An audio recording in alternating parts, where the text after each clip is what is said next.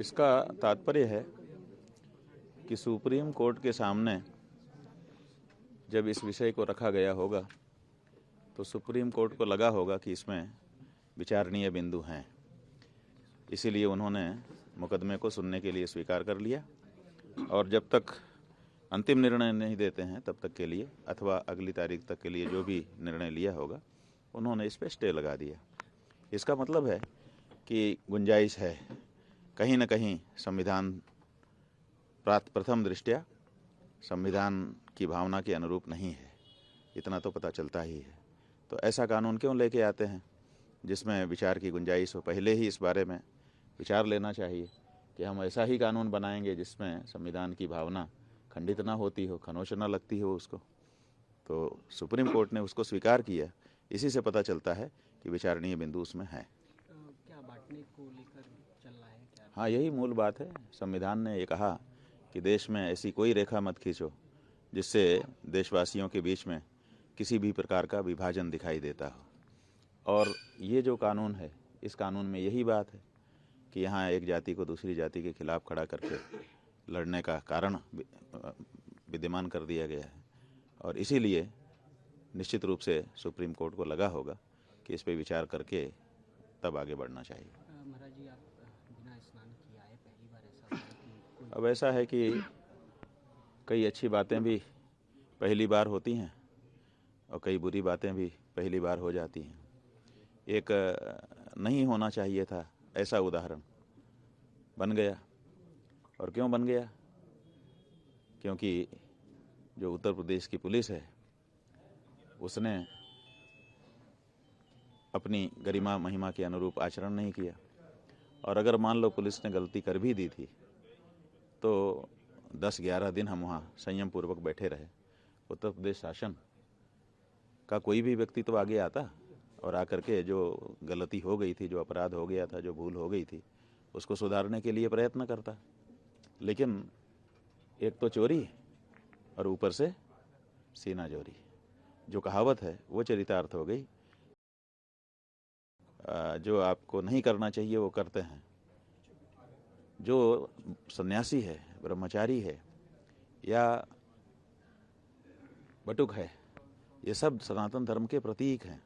इन्हीं को देख करके पता चलता है कि सनातन धर्म चला जा रहा है। इनके ऊपर डंडा मारने का मतलब है सनातन धर्म के ऊपर डंडा मारना।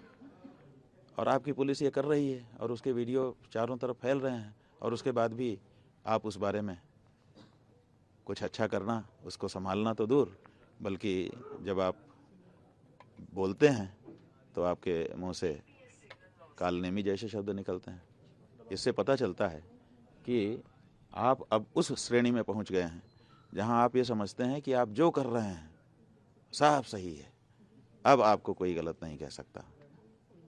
तो ये जो स्थिति होती है ये अच्छी नहीं स्थिति होती है।